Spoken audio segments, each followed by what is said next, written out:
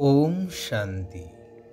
सद्गुरु निराकार परमात्मा शिव बाबांकर शिव शक्ति पांडव सेना आदिरत्न आत्मिक संतान मानंकु हृदयर सहित ईश्वरीय शुभ अभिनंदन, सुप्रभात, सुस्वागतम।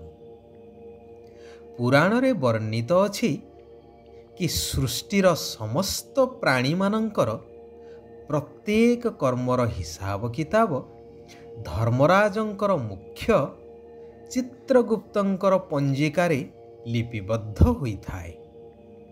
जे उत्तम कर्तव्य करिथांती सेमानंकु धर्मराज सम्मानर सहित स्वर्गदूतंक सहित स्वर्गपुरी को पठेई दियंती एवं विकर्मी मानंकु तांकर प्रत्येक कर्मर हिसाब किताब चित्रगुप्तंक पांजिरु स्पष्ट होई दंड विधान करिथांती। तेबे सतरे कोन चित्रगुप्त तांकर खाता खतियाना धरी असंख्य प्राणी मानंकर प्रत्येक मुहूर्तर हिसाब किताब बसी लिखुथिले ना आउ किछि उपाय रे ताहा लिपिबद्ध हेउथिला।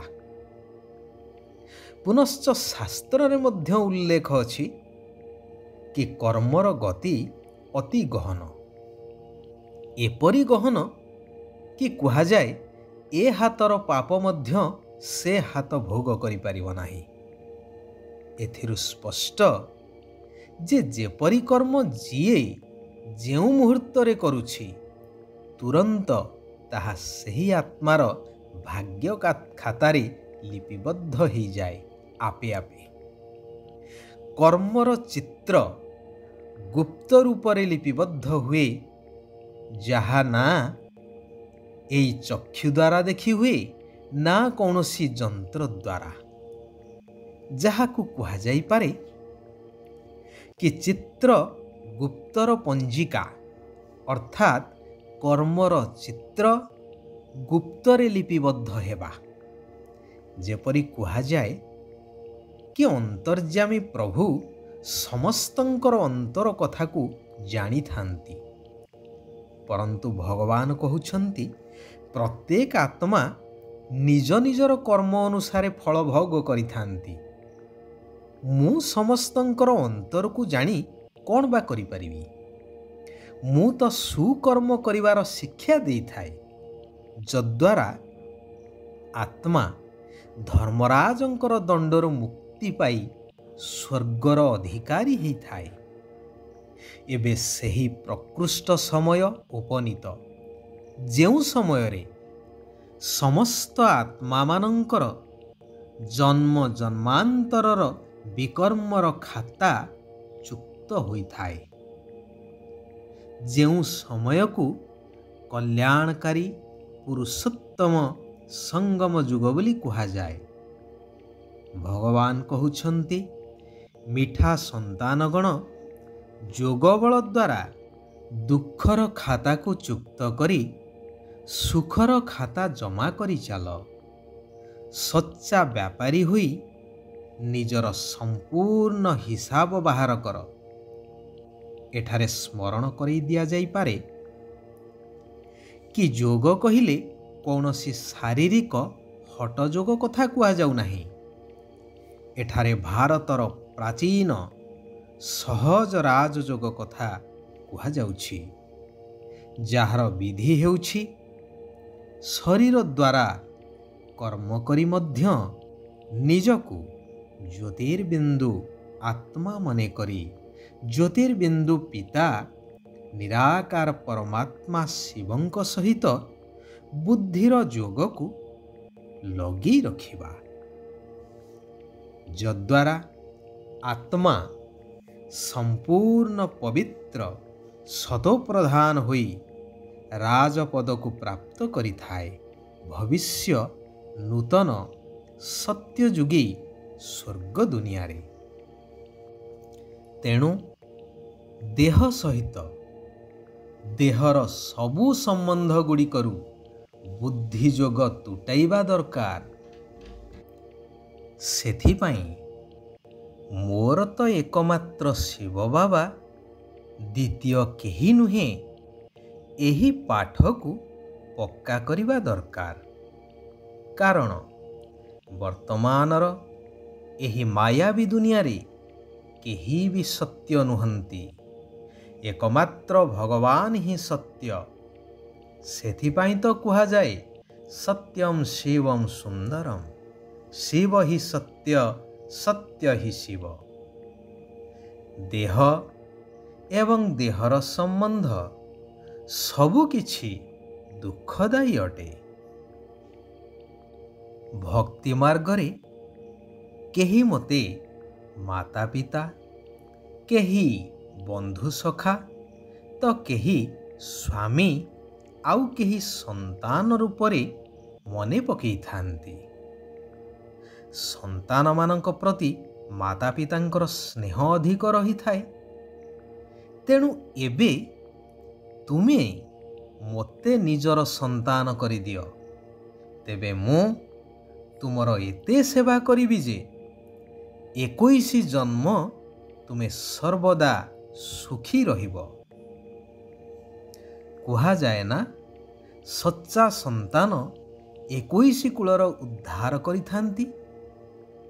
ମୋତେ ନିଜର ଉତ୍ତରାଧିକାରୀ କରିଦିଅ, ତେବେ ମୁଁ ତୁମକୁ ସତ୍ୟ ଯୁଗୀ ସ୍ୱର୍ଗର ସମ୍ପତ୍ତିର ମାଲିକ କରିଦେବି। ଯଦି ସ୍ୱାମୀ ରୂପରେ ବରଣ କରିବ, ତେବେ ତ ଦିବ୍ୟ ଗୁଣରେ ସୁସଜ୍ଜିତ କରି ସ୍ୱର୍ଗର ମହାରାଣୀ କରିଦେବି। ଭାଇ କରିଦିଅ, ସଖା କରିଦିଅ, ତେବେ ସର୍ବଦା ସାଥେ ସାଥେ ରହି ତୁମକୁ ସୁଖ ପ୍ରଦାନ କରିବି।